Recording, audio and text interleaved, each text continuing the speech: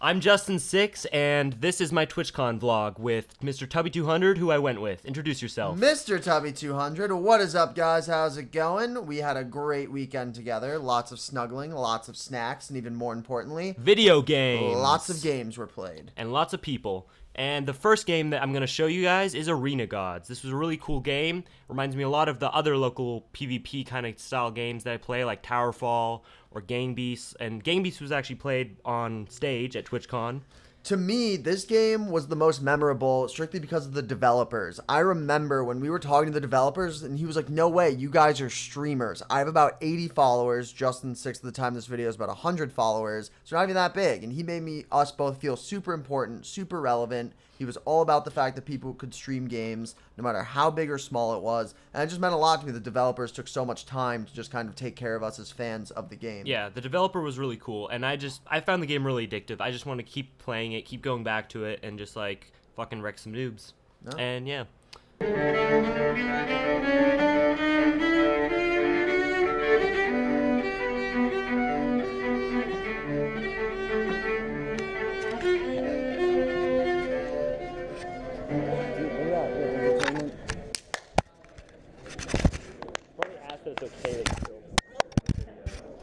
So the next game that I'm going to show you, you should be seeing the footage right now, which isn't actually from TwitchCon. I didn't get to record anything. We totally forgot to record it with our freaking GoPro.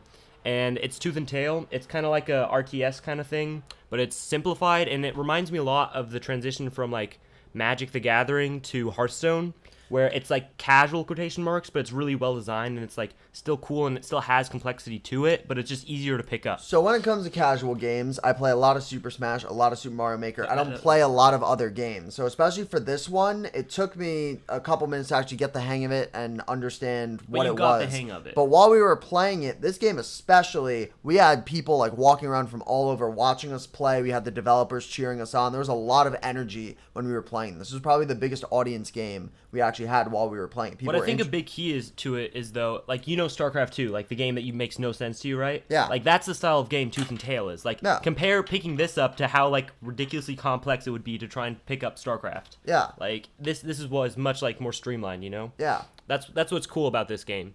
And that's why I really liked it. And the developer was really cool, too. As he said, he was cheering us on. He was really, like, enthusiastic about his game. He was really happy to have made this game for us and to be showing it off to everyone. And he was there the whole time, as far as I could tell.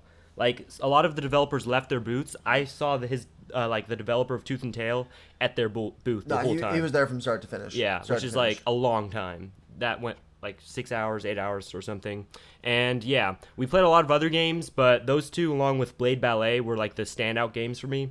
And Blade Ballet was already on my radar before TwitchCon. Like, it was just it's another kind of like game like Arena Gods, where it's like PvP, local co-op. You're playing robots, you're killing each other with like swords and like death stuff, and I owned Mr. Tubby200 when we played it. This was a game that I assumed you have different ways you can kill the person. So I had the spinning ball, so I assumed everybody had a spinning ball. And it took me a couple rounds to realize that Justin6 had this dagger that you would just front run into people. Because he knew how to play the game, he was definitely killing me. But this game, we actually had two other people that were in front of the booth playing. Super easy for us to jump in, shared the game, we all played together. It was my first time playing. I just like to point that out, and I still lying. won. He's it lying. was my first time He's a liar, pants on fire. Anyways. But we made some friends, I remember, at the booth, and that was a really easy co-op game to kind of make we met a lot of cool people at TwitchCon, and I think we just, in general, had a lot of fun. So I definitely want to make it next year to TwitchCon and actually get the 3-day pass this time, as we just went 1 day. And yeah, thanks for watching, and I randomly met Snoop Dogg. Nice to meet you. I'll do that hand. It's just, this is my filming hand, you know?